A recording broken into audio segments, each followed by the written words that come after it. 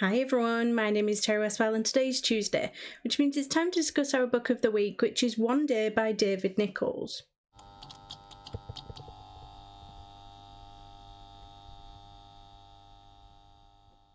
First, this is a spoiler-free section, so if you haven't read this book yet, don't worry about it, it won't be spoiled for you here. There will be some spoiler-related things that I want to discuss, but that'll be later on in the video, and you will get plenty of warning. If you'd like to join in on any of the discussions, send me your thoughts, comments, or even a short video clip of you discussing the book, then I'll list the next upcoming 4 books in the description below. I'll be honest, One Day really surprised me. I usually prefer books that are set over a much shorter period of time, but I think this one is set over like 20 years. It follows 2 people who meet like this one specific day, and then we follow on the next few years on that day.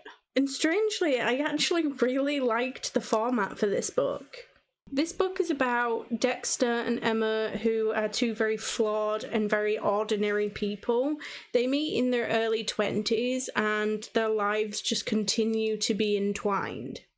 We only see them once a year, but there's just enough context and detail to fill in those blanks between the time jumps. I rated One Day 3.25 stars. I liked the characters, I liked the idea, I thought that it was a solid and emotional story. It's just that none of it really blew me away. Okay, so quick summary. July 1988, Dexter and Emma spend an amazing night together on the night of their graduation. And tomorrow they must go their separate ways. But where will they be 1 year from now? And the year after that, and every year that follows. If I had to compare this to any other book, I would probably say something like The People on Platform 5, not because of the writing style, but more because both books explore very flawed and very ordinary people who are navigating their relationships and friendships and love on a very human, sometimes frustrating, sometimes very heartwarming way. So if you enjoyed that, you might enjoy One Day, but just a warning, it is quite a slow-paced book, and if you're after a romance, it's more of a love story or a life journey sort of focused book. I liked the concept a lot, and it was really interesting to see both of these characters grow up and make mistakes and go through life's ups and downs. They certainly weren't perfect characters, they were flawed and really frustrating at times, but that's what made them feel so human. Yeah, Dexter and Emma are not perfect. They are often selfish and indecisive and sometimes just straight up unlikable, which I feel like makes them feel more human, like people that you could know in real life. I think that they're really strong characters, even when they're making decisions and choices that you don't necessarily agree with, you can still understand them, and I think that that's what makes their story so compelling. That said, I didn't absolutely love it. I mean, the story structure was clever, but it also dragged at times. I'd be really enjoying one chapter and then I'd be really bored the next. So while I did enjoy the story, it didn't hold my attention the whole way through.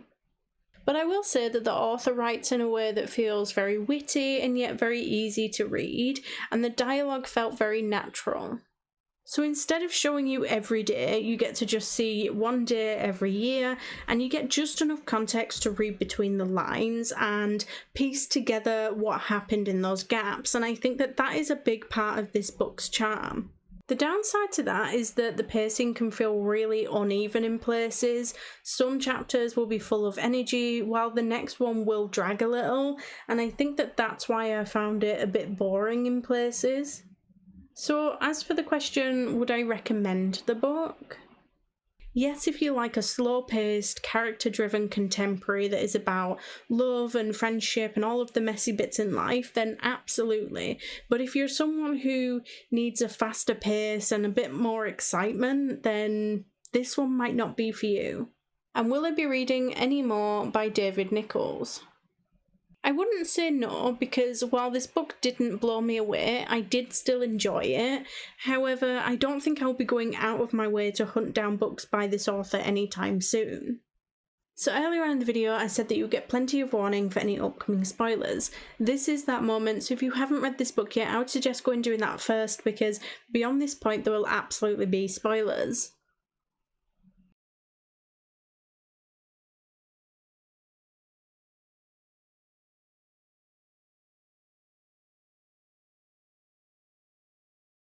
I do think that one of the most interesting things about this book is the story structure, and in the beginning it just sort of felt like something different, a bit quirky, but the deeper that you get into it, I think the more it starts to shape how you're reading the story.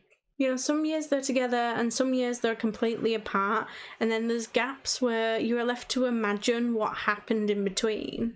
And I think that that structure makes the ending hit so much harder, because at that point you're still expecting another one day, another chance to check in with both of them, but then it just kind of feels quite lonely, and it has a significant impact on the way that you're reading it, and then it's just gone. I think it's also worth mentioning the character arcs, because, I mean, Dexter, for example, he was just downright unlikable at times, but he could also be really charming. He was reckless and self-destructive with his drinking and his fame and his messy relationships. Like, watching him spiral felt very difficult, but also very real. Meanwhile, Emma was more of the steady, grounded one and became more of the heart of the book for me, even when she was making her own mistakes and messes. I think the two characters really balance each other out in a way that really makes sense, even when Dexter doesn't deserve all of her patience. And then there was that ending. Emma's accident was devastating, it was sudden and it was unfair and it was life. And for me, I think it really drove home one of the book's strongest points, which is that life isn't necessarily always neat or guaranteed. Even down to the very sad yet very realistic parts of them struggling to have a child, but then her running out of time because of her accident. You don't always get what you expect, which makes the moments that you do get all the more precious. But I do think that One Day is more than just a love story. It's about timing and how people grow and change, and how ordinary lives can hold so much weight and meaning. So while I might not have loved every moment in the book, I did really respect it. The story felt like real people and all of the frustrations, joy and heartbreak that come with that. But let me know what you thought. Did you enjoy the book? Next week we're discussing Till Death by Busayo and Matuluko, so don't forget to get your thoughts and comments in by Sunday the 31st of August at the latest to be a part of the discussion. You can now do this on YouTube, TikTok, Instagram or Discord. The following week will be the Atlas 6, but don't forget, if you do need a little bit longer to read a book, we do now list the next 4 books down below, along with the discussion dates. That way you can choose the genre that best suits you, and the best time frame to read it in. Thank you all for joining, and if you like this video, please don't forget to like and subscribe, it's always appreciated, and I will see you next week. Bye!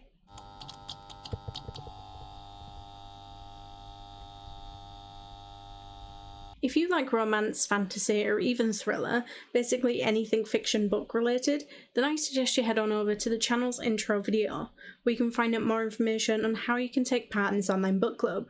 We announce books at least 4 weeks in advance, and we accept your bookish feedback in a wide manner of ways.